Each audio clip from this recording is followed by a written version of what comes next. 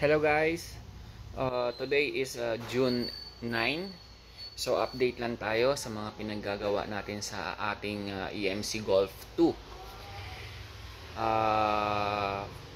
Isasuggest din natin from the start na makuha natin yung EMC Golf 2 natin sa store, kung ano-ano ba mga dapat gawin at dapat i-check kahit papano.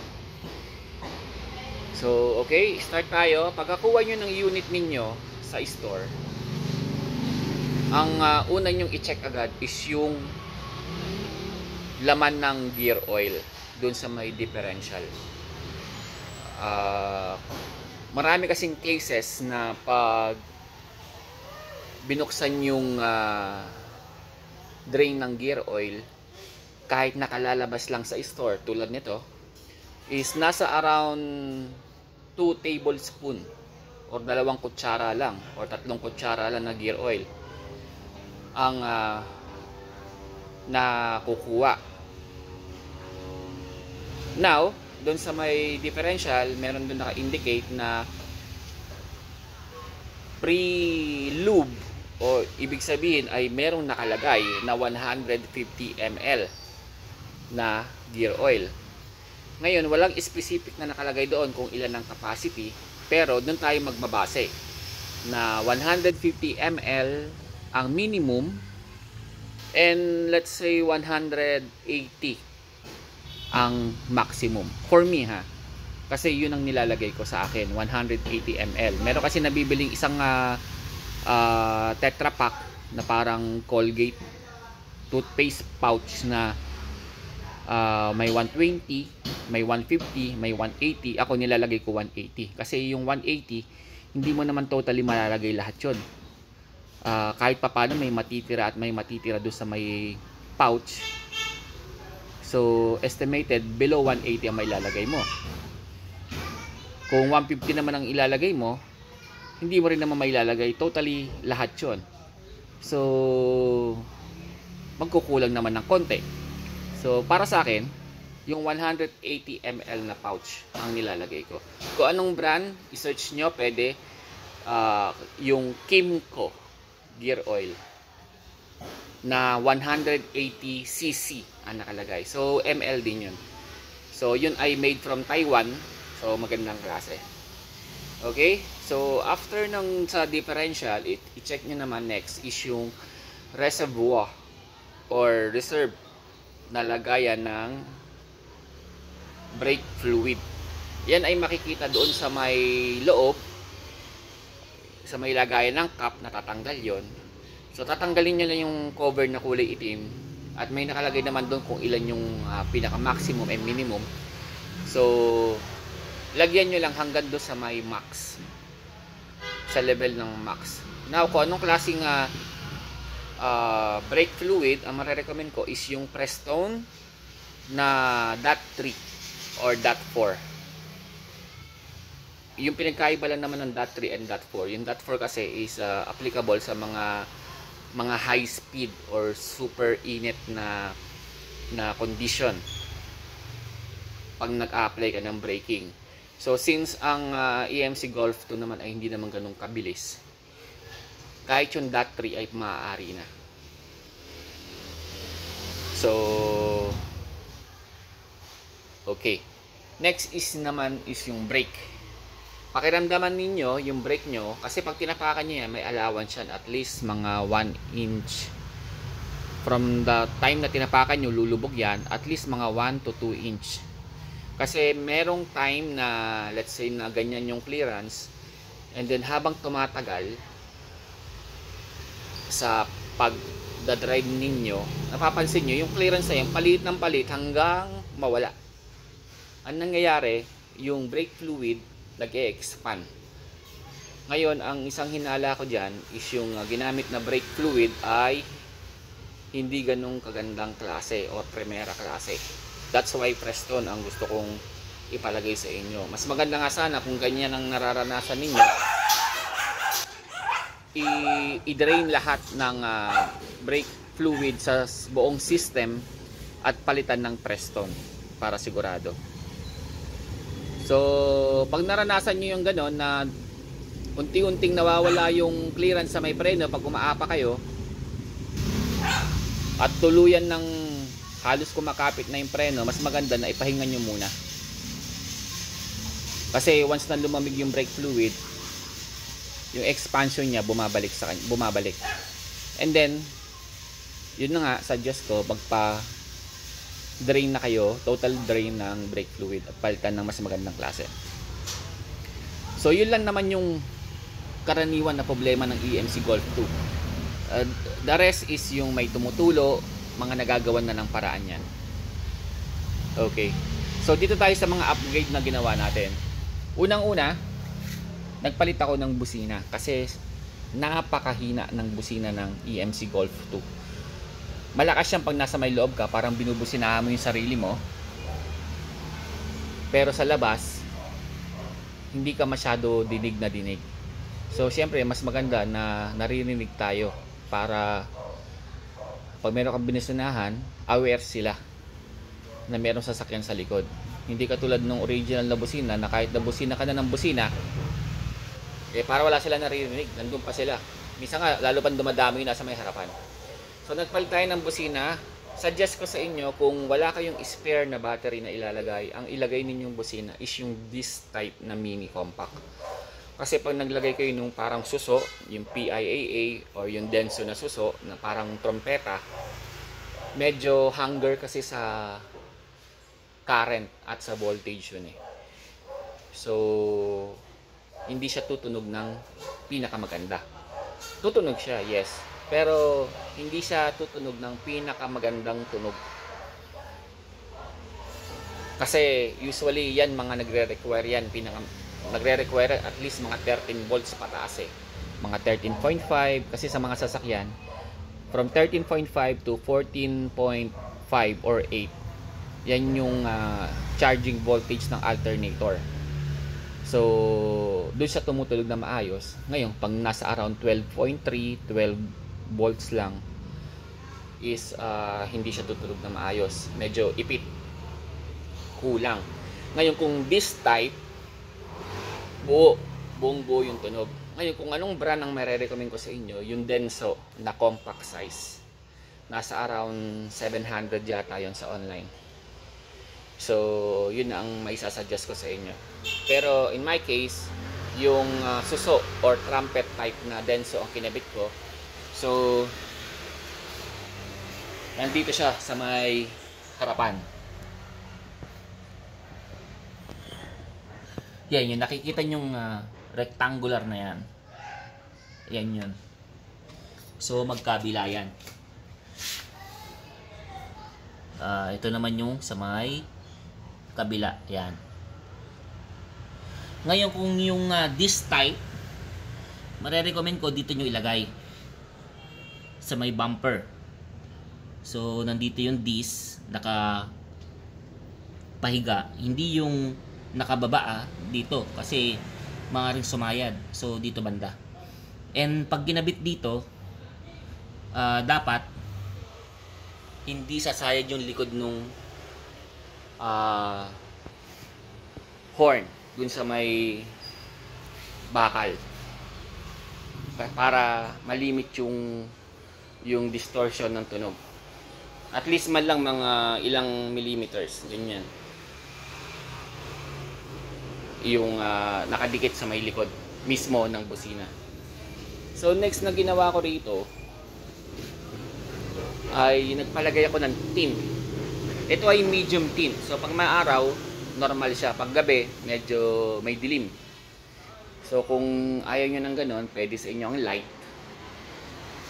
Ang pagpapalagay niya siguro abutin kayo ng 800 pag light, pag medium nasa around 1-2. Pwede kayo magpalagay sa Agila Glass or Auto Agila or Agila Auto. I-search nyo lang sa Google Map ninyo, lalabas na yung pinakamalapit na Agila Auto Glass. Okay? So pumili na lang kayo ng tint na gusto ninyo. Meron silang primera, meron silang segunda na klase. So nasa sa inyo na 'yon.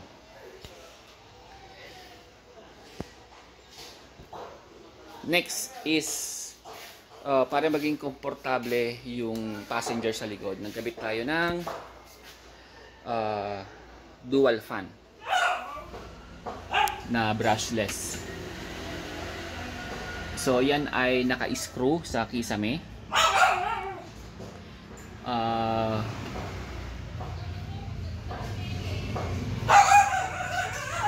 Then nilagyan natin ng sealant para hindi tumulo. And then nag-wiring tayo, papasok naman doon sa may harapan para malagyan ng linya. Ginamit natin tong switch na ito na on-off ng fan sa likod para magkaroon naman ng silbihan at merong control yung driver. Naglagay din tayo ng rechargeable na mga ilaw na dinidikit lang. So yung pan-charge niyan ay yung pan-charge lang ng cellphone.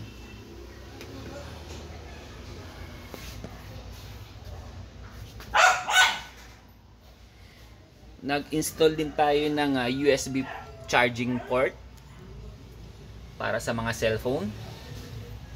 So ito ay fast charger.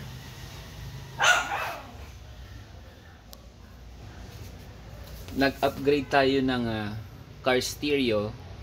So ito ay pang sasakyan na, pang kotse. Pero ito yung type na walang CD drive.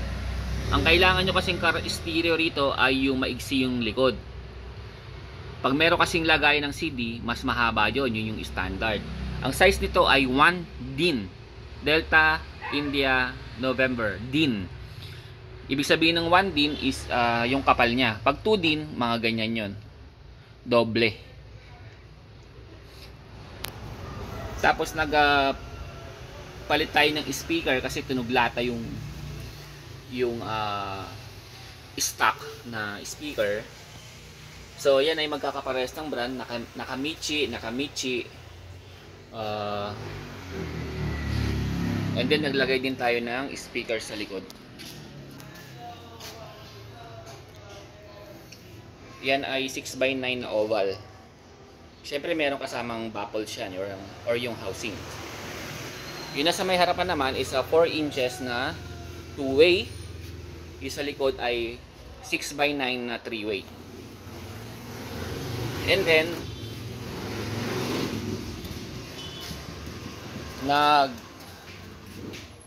naglagay din tayo ng subwoofer para sa additional kick ng bass.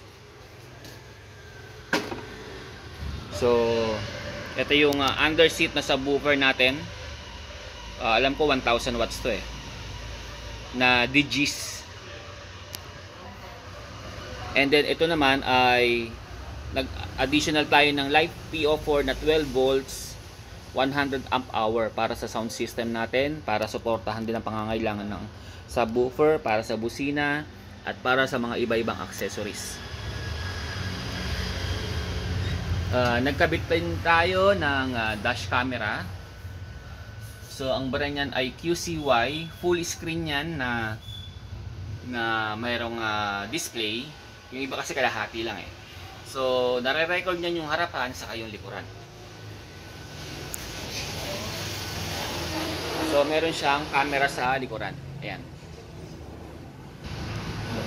Dapat ang gagawin ko rito, bubutasan ko to at doon ko papasuotin yung wire. Pero for the meantime, ganyan lang muna kasi nung kinabit ko ito, for testing lang muna.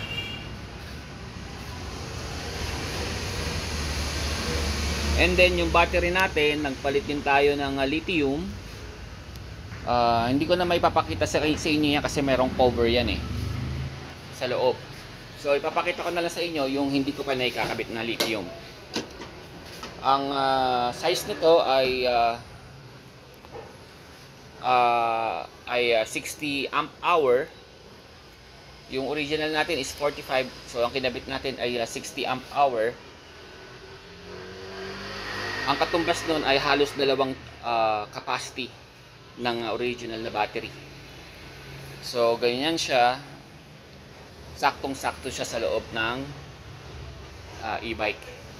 Ngayon, pwedeng gawing 72 volts yan, lalakad ng kaunti. Kung sakali magpapalit ng controller, mag-upgrade, pwede, kasyang-kasya pa rin. And then nagpagawa rin tayo ng trapal. Pinagawa natin to kay sa Cocon kay Gerson. Kapitbahay ko lang yun siya before dito sa may Tondo eh. So ayun ang pagkakayari.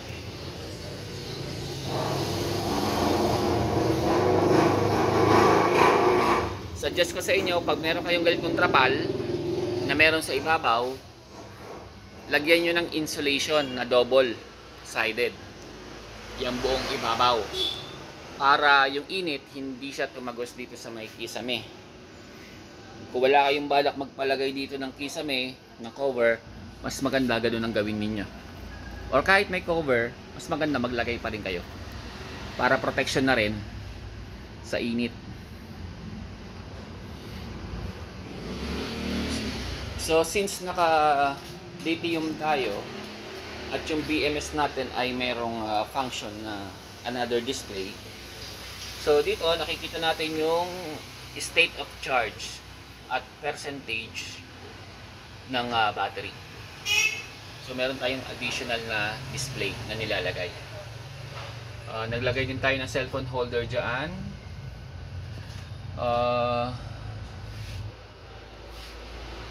Sa handbrake, naglagay tayo ng handbrake switch. So yung nirewiring natin yung brake pedal switch, inilipat natin sa may handbrake switch. Tapos yung brake pedal switch, gumawa tayo ng panibagong linya para maisaayos natin yung tamang procedure nung panel. Kasi before, pag nagpreno ka, lumalabas yung exclamation point, which is dapat lalabas lang yung pag nag-handbrake ka. Saka nakabawas din siya ng delay. Kasi ang habit natin before tayo maglipat, karaniwan tumatapak tayo sa preno. Ngayon, pag release natin ng preno, may ilang seconds yan bago kumagat yung settings na binago mo sa may shifter. So since hindi na siya nakakabit yung brake sensor dito sa may brake pedal, sa handbrake na lang, so every time na pag nagpreno at naglipat, sumusunod agad yung shifter or yung supposed to be na settings. So nabawasan siya ng delay. Yan yung isa sa mga dahilan.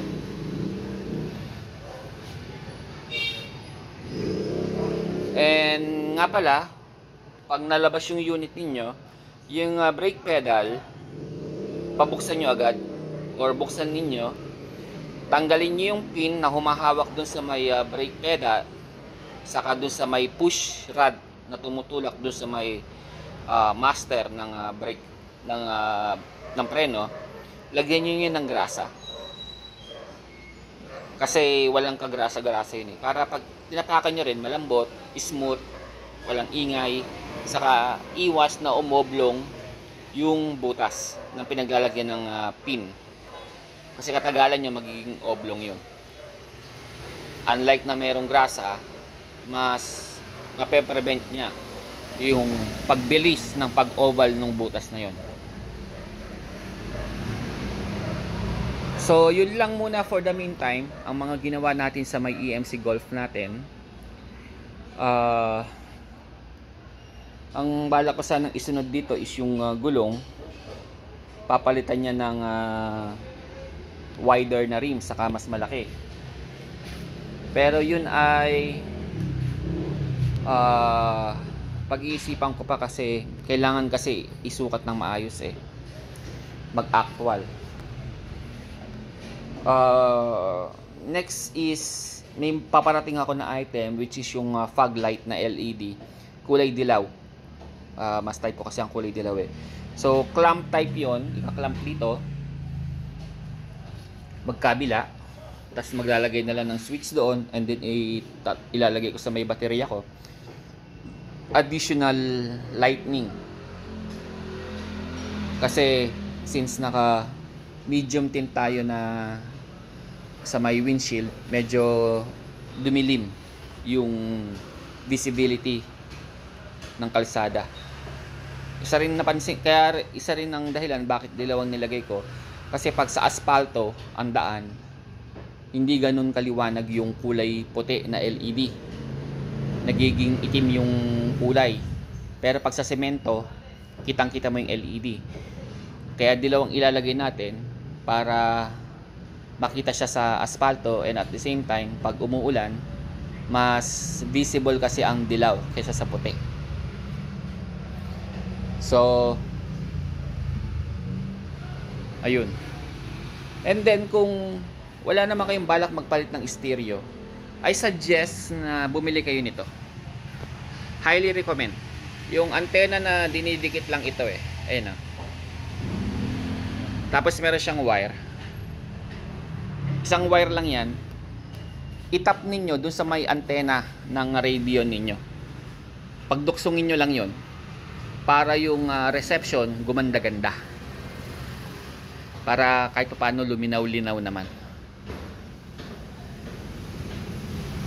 And additional pa pala sa mga tumutulo problem ng EMC Golf 2. Sa mga wala pang trapal, kasi pa may trapal kayo, medyo hindi nyo na issue yan. Lalo na kung merong insulation. Kasi yung merong guhit dito yan eh. Hanggang doon.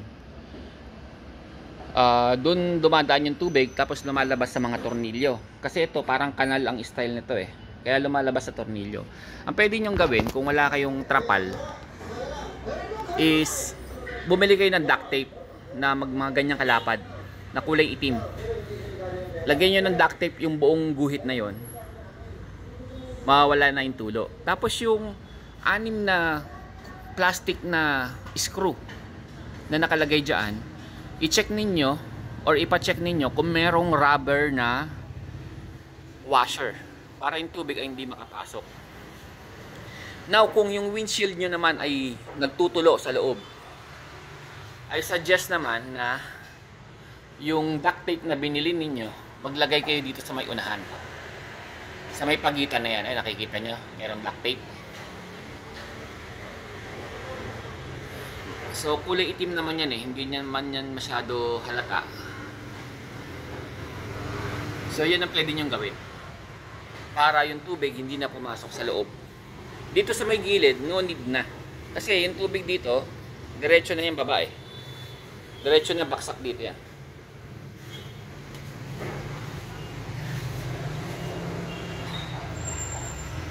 So, yun lang yung ipapayo natin. So, yun lang po no, for now. Ingat kayo sa pagdadrive. And kita-kits na lang po tayo sa daan.